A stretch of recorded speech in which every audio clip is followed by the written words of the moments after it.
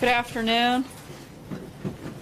The President is constantly monitoring Hurricane Irma, and the federal government is working closely with our state and local partners to ensure the safety of the coastal communities.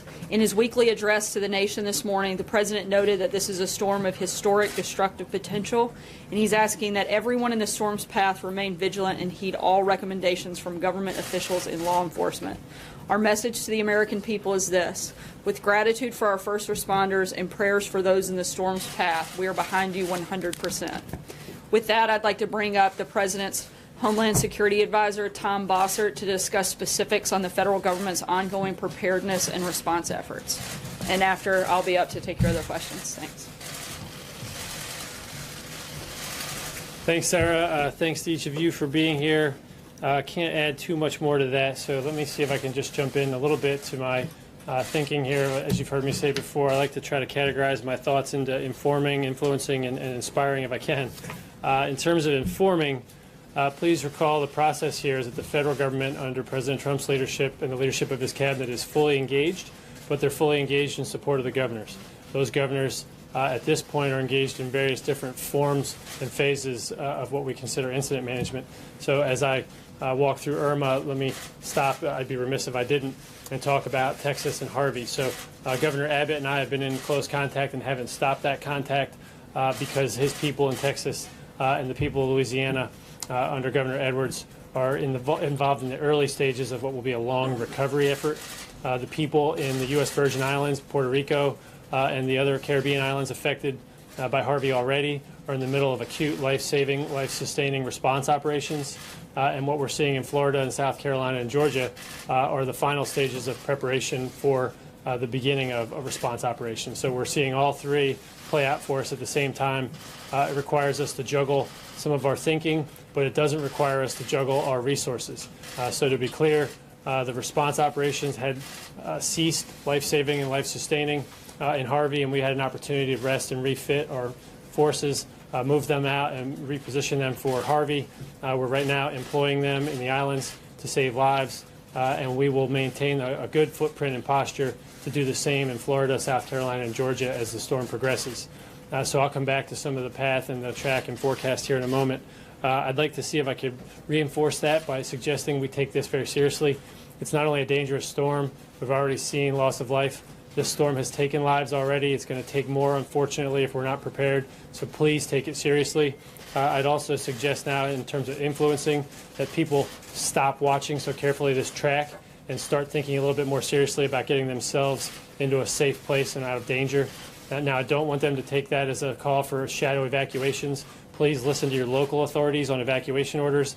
They're not only looking out for your best interest, but they're carefully coordinating. This is a peninsula, and so people need to evacuate from south to north, and that is a staggered and carefully thought through process. But what I am suggesting is at this point, this is a large storm, and whether it wobbles left or wobbles right, you need to, at this point, start thinking through your own personal accountability. So please make sure it's kind of a oxygen mask theory. Take care of yourself first so you can take care of others, take care of your loved ones, and if you're able, please take care of strangers and others in need. I think that's something that we've seen in Texas, and I have every reason to believe that the people of Florida and South Carolina will show that same American spirit and value. Lastly, if I can, there's been a lot of kind of coverage of Florida, but not necessarily media coverage of the U.S. Virgin Islands. And if I can, I'll give you a brief update on where we stand there. We are, as I just talked to the Department of State and Department of Defense officials, engaging in this life-saving, life-sustaining operation in the following way.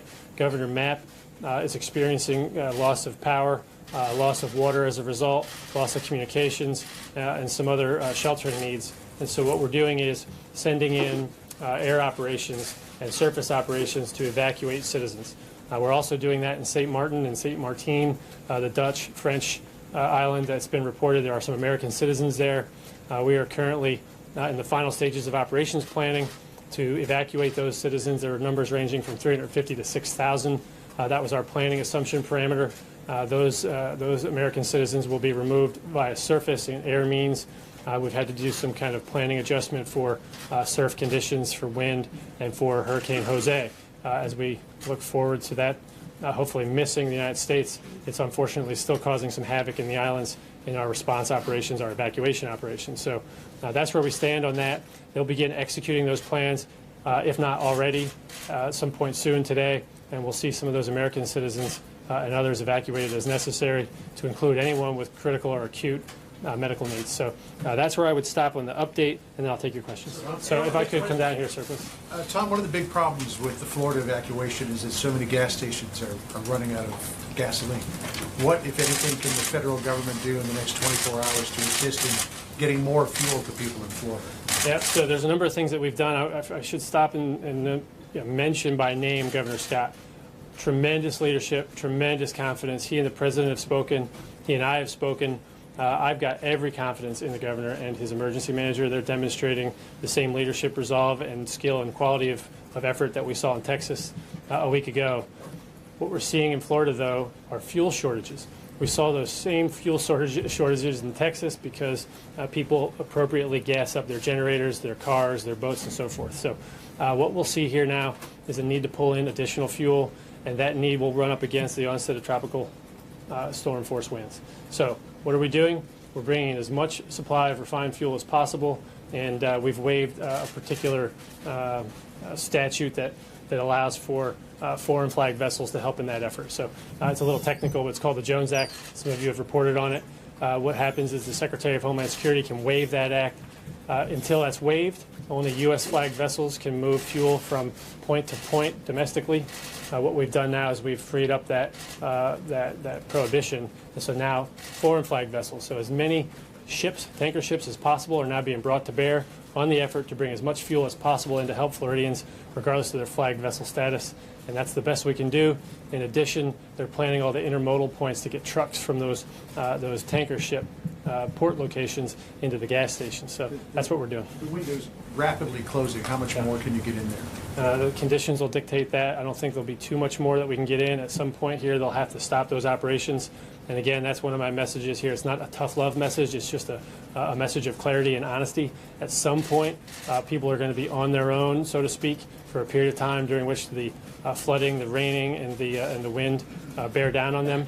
And they need to be prepared if they are in that path and haven't taken some action to get themselves in a less dangerous position, to be ready for at least a 72-hour period. That would be my advice for them to have enough food, water, and shelter before the government can get back in. We have pre-deployed and pre-staged, but we can't actually get to that final point of care until conditions permit. So, one housekeeping question. For FEMA to have resources and no broken chain there, the President needs to sign the legislation the House just passed this morning. Any indication of when that's going to happen? So I'd like to start by thanking Congress. They came in a fast way to give us the emergency supplemental funding. I think that's what you're alluding to. First, FEMA still has the money that they need, so there's no break in operations. I want to make sure to clarify on your question there. But there will be a break in their operations if they run out of money. That's why that supplemental legislation was so necessary. Thank you to the House and Senate leadership for bringing everyone back in and passing that so quickly and responsibly. We anticipate, honestly, this is a real-time event. The bill might be on its way up here right now. It requires signature by the Speaker, signature by the Senate leadership or the Vice President, and then signature by the President of the United States. And so I think that will happen today. But as soon as we get it, the President will take that seriously. Talk to us about the complication of a storm track, and we don't know the wobbling nature of it, but it looks like it's going to cover the entire peninsula running south to north. How does that complicate emergency management response as it moves up the state? And to Floridians who are veterans of hurricanes, there is sometimes a tendency to say, I can ride this one out. I've seen bad storms before. Could you address both of those? Yeah, of course. Some people call it hurricane amnesia. Let's hope there's no hurricane amnesia, but I would start by saying there are some people, probably some 20% of the population, that might not remember or might not have gone through the last big hurricane in Florida. It was probably 2004 or 5, right? There were 4 major hurricanes in 2004, Wilma in 2005, which was forgotten because of Katrina. If you haven't experienced it, take it seriously and ask those who have. If you have experienced it, please recall that what I just described took place. You were without power, you were without comms, and you were without water in some cases, or sewer treatment and so forth for a period of time afterwards. So plan for that. In terms of the track, there's 3 considerations. The upper right, kind of northeast quadrant of the storm packs the most punch, right? The second consideration is if the eye wall gets over land, it tends to lose steam a little faster. So if it stays over water, it tends to keep its strength a little longer. And so as this thing moves left and right, it can affect our operations because it can affect a different part of the state in a different way, wind or flood. What we'll see here over the next 24 hours is going to tell us which one we're going to face. We're planning for all those eventualities. I guess maybe worst case scenario is if it dips down, moves west, and curls around to the other side of the state. Because right now, it's my belief that people haven't been planning for that.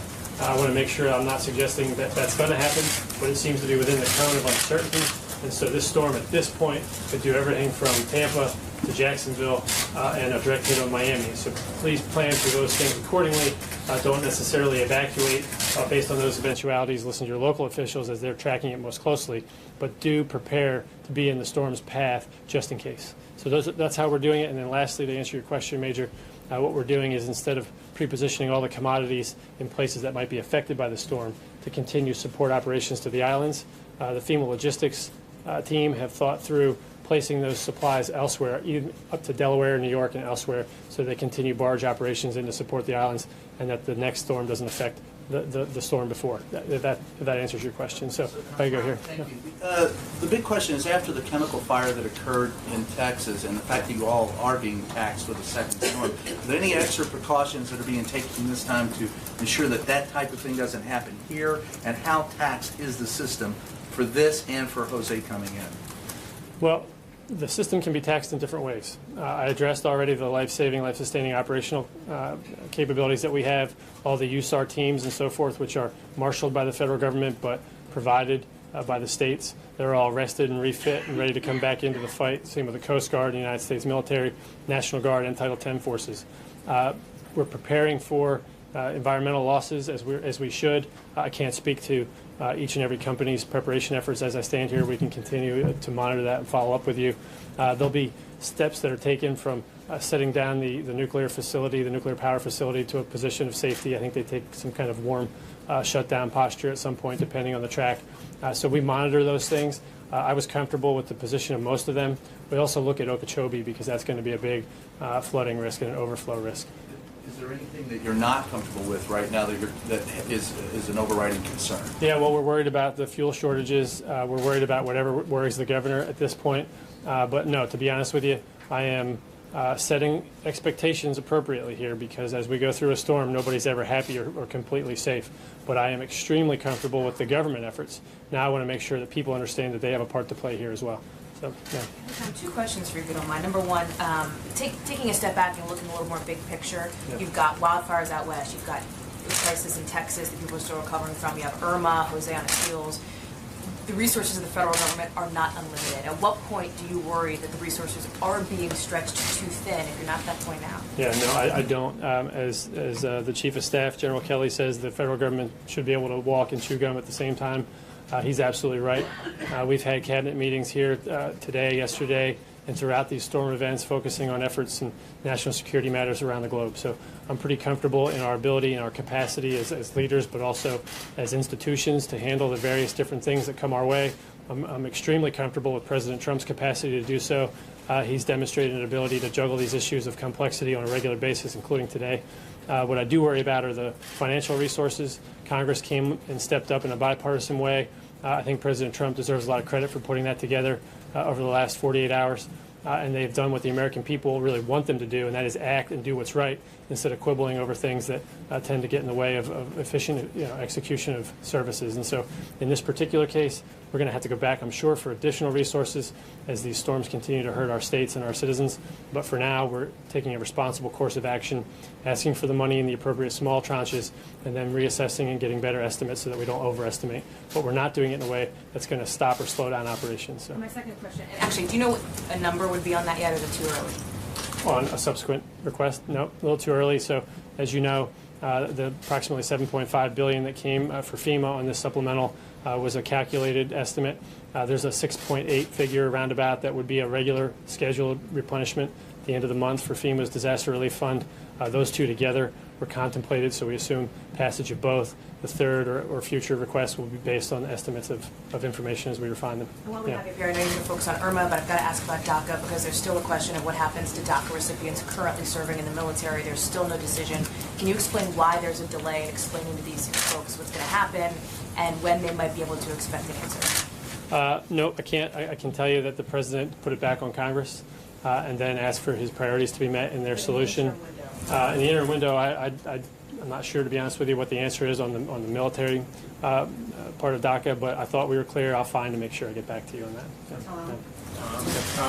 Given Hurri and the flooding and the recovery efforts that you talked about, and then what may happen with Irma, there have been reports that you all are reconsidering the flood, reversing the flood plain regulations that the Obama administration put in. Can you talk about whether you are, in fact, reconsidering that, either putting back those regulations or drafting new regulations that would once again toughen back up the flood regulations, given that we're going to be facing a lot of those issues as both of these places recover? Yeah, no, I won't necessarily accept the premise of the question, but I will answer the spirit of it. So it's not about tough or not tough, it's about smart or not smart. And I think the answer here, I think I went out and did this in one of your publications, the answer here is that we shouldn't use federal money to rebuild in ways that don't anticipate future flood risk. So we need to build back smarter and stronger against floodplain concerns when we use federal dollars.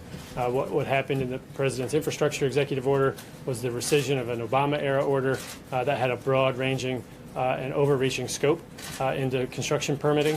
And at the time that we rescinded it, we did so in the hope of expediting infrastructure development in this country, which I think was a smart move for what it's worth. The President certainly did as well.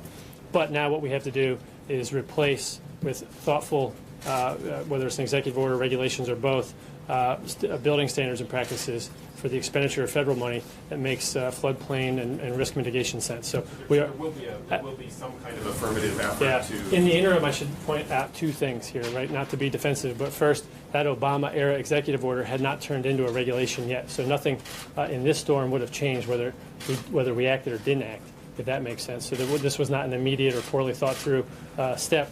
And then secondly, whether we put forward an executive order or not, we do have the latitude under the current Stafford Act authorities and other laws to put into these rebuilding practices in Texas and Florida appropriate floodplain management practices. But we want to make sure we think through how to codify that for the future in the next month. Ma'am? On Monday, we're seeing an anniversary, 9/11, and the nation right now is seeing a lot of vulnerability, speaking of how we said. What is the threat level, and what is this administration doing as it relates to moving into this tragic anniversary, remembering this tragic anniversary?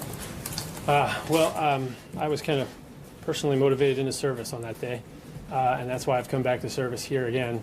The counterterrorism mission is the one I take the most seriously, and President Trump will, as presidents before him and since 9/11, receive a comprehensive picture of the terrorist threat environment and what we're doing to counter it from his senior officials on 9/11. Or I think on Monday we'll do this. We'll get the timing of that to you, and we'll give you a readout. He'll do that. That's a practice that we've started since 9/11. Presidents Bush and Obama maintained that practice. President Trump intends to do the same. And then I'll let the team announce his planned event or schedule of events for attending any ceremonies and paying some respects. But for the most part, I'd encourage the administration, who will, I'm sure, fan out and give appropriate speeches, to show some solemnity that day and not talk too much about policy. It's a day of remembrance and respect. What's the threat level right now as we go into 9/11 and with the vulnerabilities that we are seeing throughout this nation? Yeah, no terrorist should view us as vulnerable right now. Farthest thing from the truth. Okay? Second, there is no actionable, credible threat to the United States right now. We run those regular risk posture meetings here at the White House, and we bring together the entirety of the intelligence community when we do so. There is no current, credible, actionable threat, terrorist threat against the homeland, but we will continue to track that. And if we learn of such a thing, we communicate it to our law enforcement authorities and to the public as soon as we learn of it. Yeah, thank you, sir. Tom, in addition to the issue of supplies of oil and gas, there's the issue of price.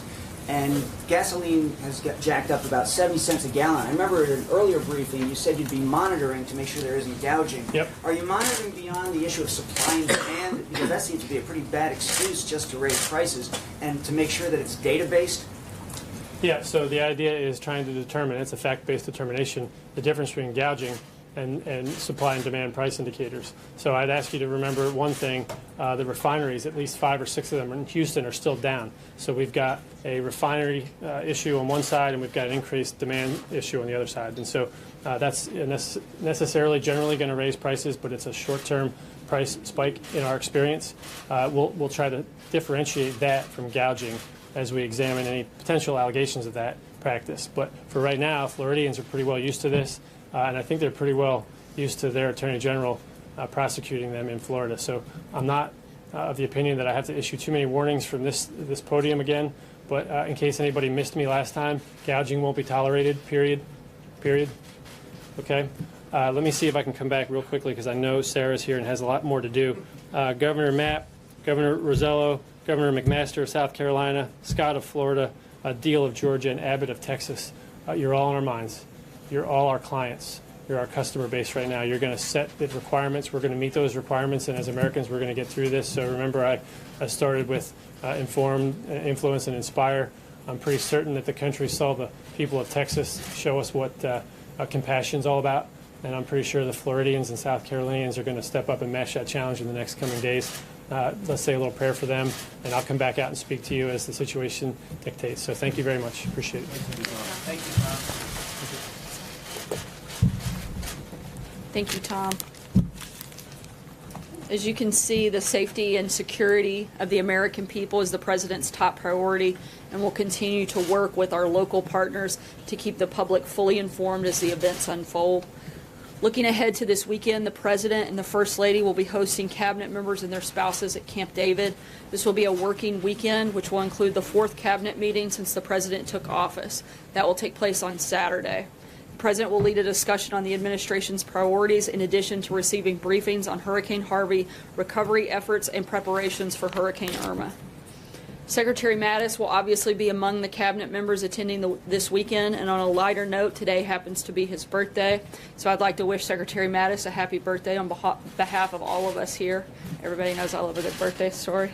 In a letter to his troops in the field in 2003, General Mattis encouraged them to fight with a happy heart and a strong spirit and to demonstrate to the world that there is no better friend and no worse enemy than a U.S. Marine. I think it's safe to say that he's lived his own life by that advice. And General, we hope your 67th birthday is a good one. With that, I'll take your questions. Celia. Is this agreement with the president, is this agreement with the Democrats that the president reached a one-off? Is this something we can expect to see more of, bipartisanship from this White House? I certainly think that the goal is to have bipartisan efforts and certainly legislation where you've got Republicans and Democrats both working towards it. That was something that the president talked about during the campaign, and certainly something that I think the American people expect, and one of the reasons they voted for him, and I certainly would expect to continue to see that. Does the president care at all that Republican leadership is annoyed with this deal that he reached? I think that the president's focus was what was doing what was best for the American people, and that's why he's the president. The people wanted somebody to be a leader. They wanted somebody that was going to step up and take action and get things done, and that's exactly what the president did. I think the last thing we want to do is play partisan politics when we have people in places like Texas and Louisiana that need financial support through the federal government. The president wanted to make sure that happened and that got taken care of, and that's what he did. John? Sir, what's the thinking behind the president working with Nancy Pelosi and Chuck Schumer to eliminate the need to constantly go through this debt ceiling process? Look, I think that if you can take some of that partisan bickering out of the process, that's probably a good thing. This is a government that is always going to pay its debts and wants to make sure that our bills get paid and that we can support the needs that we have of our country, like we're having to do right now in a time of disaster relief efforts. And so that's certainly a priority moving forward. But there are some conservatives in Congress who say taking away the battles over the debt ceiling just means that you're going to continue to add on debt, add on debt, add on debt with no checks and balances. Well, I think that's, if you have your priorities wrong, the president is focused on, one, balancing the budget, bringing that debt down overall, but also making sure, again, that the citizens of our country, particularly those in a really desperate time of need like we are seeing right now in Texas and Louisiana, are taken care of. Major. Sarah, about tomorrow, you said it's important for the public to be fully informed. I would just suggest you take in due seriousness having who will be able to cover some portion of that cabinet meeting at Camp David tomorrow, so the country can be fully informed? We will be releasing some of the president's remarks from tomorrow, and we'll keep you guys posted on that process and how that'll look. In this regard, you talked about eliminating partisan bickering from the debt ceiling process. Is that a Republican problem? Is that I'm sorry? A Republican problem.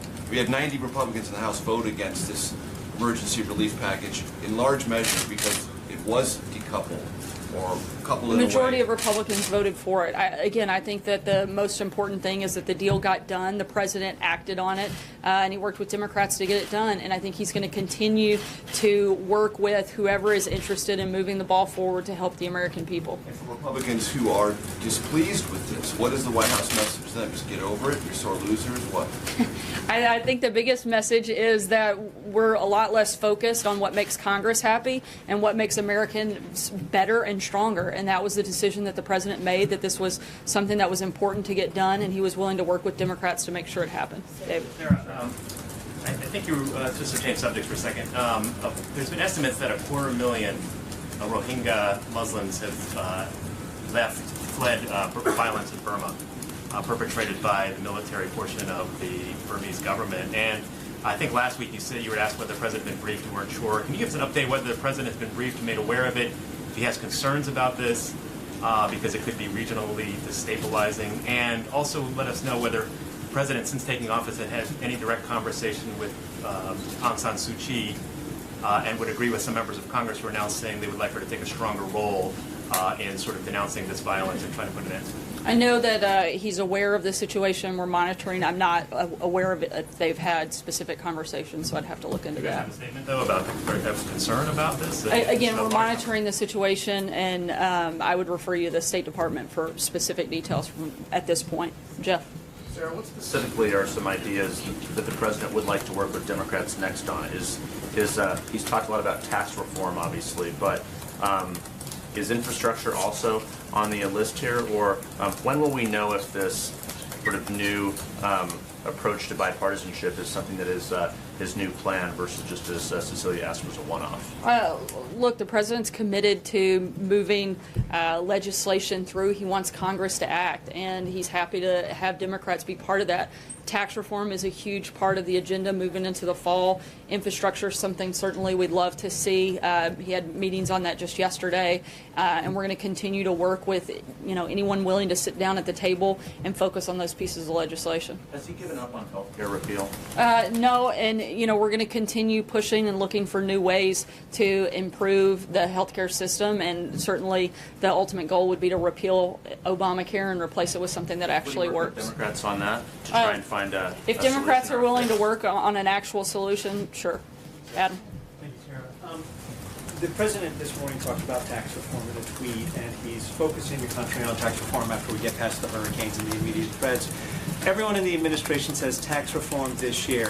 One person, however, that would be Leader McConnell, keeps saying tax reform this Congress, which could be next year. Is the president willing to allow the focus on tax reform to move into 2018? And if not, what would he say to the leader to get him on board with everyone else in the administration to deliver tax reform to the American people by December 31st of this year? Yeah, I think the ultimate goal is certainly to get it done. Ideally, we get it done as soon as possible.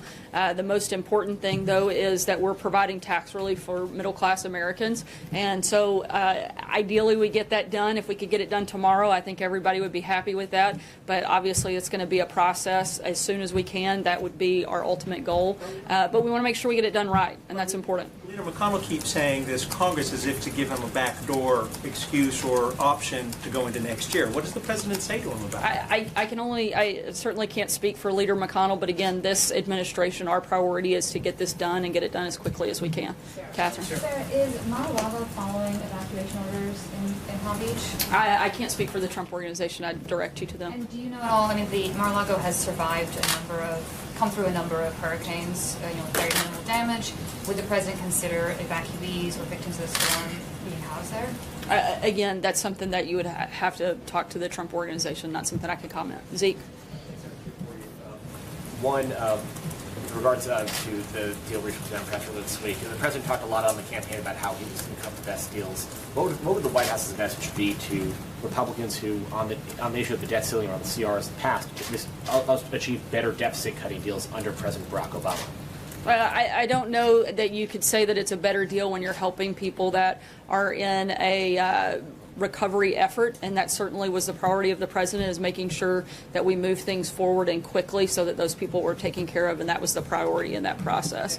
No, sorry. There's a report earlier this week that Special Counsel Robert Mueller was looking to meet with or interview White House staff regarding the statement that was put out in early July that Donald Trump Jr. is meeting with Russian attorney and several other individuals at Trump Tower. Has that a formal request been made, and will White House staff be complying, and who is affected by that request? I'm not aware of a specific request at this time, but certainly we've been very clear that the White House will be fully cooperative and transparent through this process. No. Sir, I have two questions, one on DACA and one on the debt ceiling deal. On DACA, the president tweeted yesterday that DACA recipients have, quote, nothing to worry about over the next 6 months, and there would be no action. Can you definitively say that no DACA recipients will be deported in the next 6 months? I would imagine, unless there was some sort of criminal activity, I think that would change the situation. Why can't you definitively say that no DACA recipients will be deported? Well, I was about to if you'd let me finish my sentence. But I was going to say that outside of circumstances where there may be criminal activity or something along those lines, the president's been clear that that's not something that would take place, a change over those 6 month period. I think what most DACA recipients are worried about is that their status is scheduled to lapse by 2020. Can you speak to that? I mean, when the president says they have nothing to worry about, they're all going to be during this 6 month time. There are no changes that are being made to the program at this point. After that, again, the goal is that Congress makes a permanent fix, and that Congress actually does their job, and that we have responsible immigration reform that takes place over these 6 months, and those individuals won't be affected because they actually stepped up and did what they were asked to do by the American people. On the debt ceiling deal. When it comes to votes, is the president finding Schumer and Pelosi to be more reliable partners in getting votes than the Republican leaders? Look, the president's committed to working with both Republicans and Democrats, and we're going to continue doing that and trying to get the best legislation we can for the American people. I hate to do this, but it's Friday and the president's departing, and I know several people have to step out for that. We'll be around the rest of the afternoon. If you guys have follow-up questions, we'll be happy to answer them. Thanks, guys.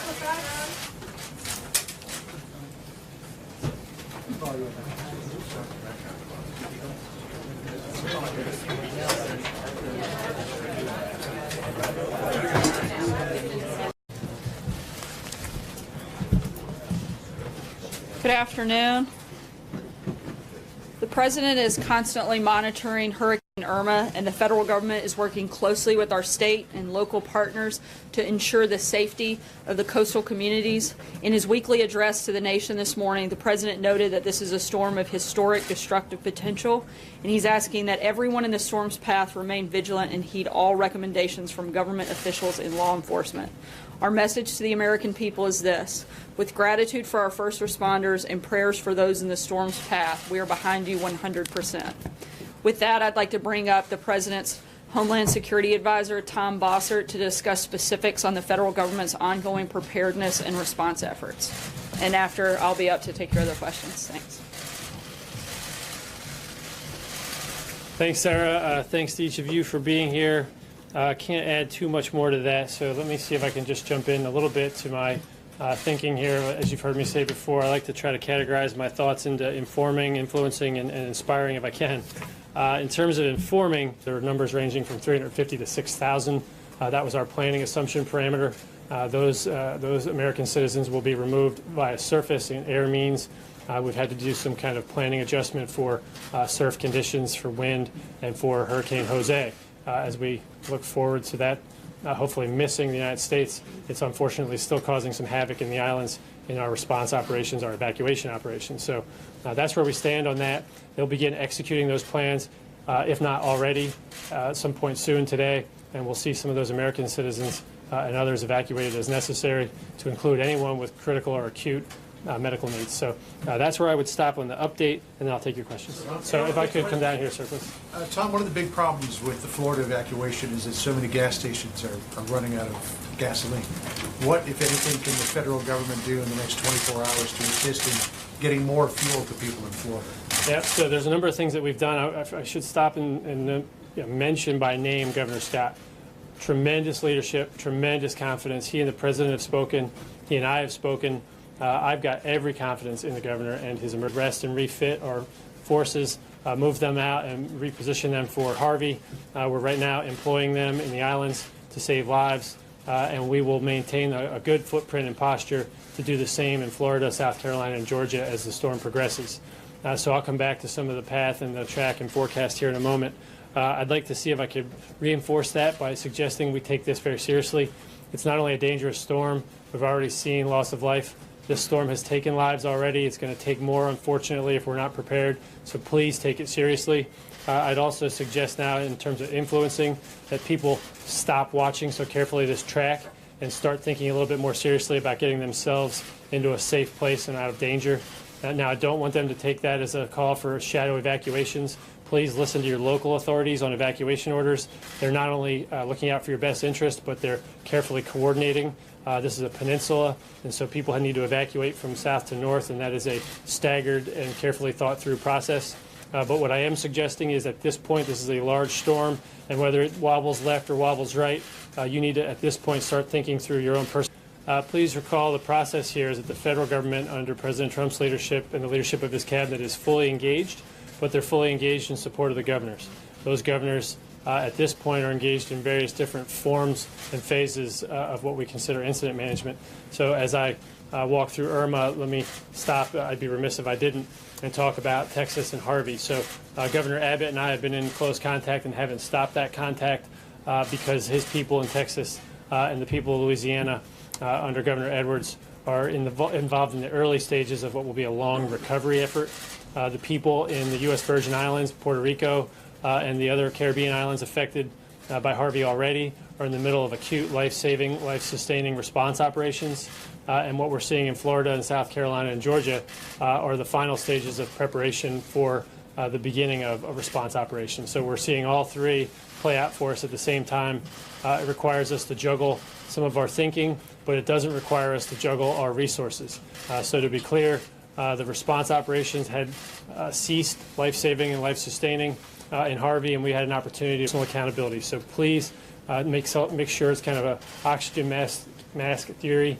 Take care of yourself first so you can take care of others. Take care of your loved ones. And if you're able, please take care of strangers and others in need. I think that's something that we've seen in Texas, and I have every reason to believe that the people of Florida and South Carolina will show that same American spirit and value.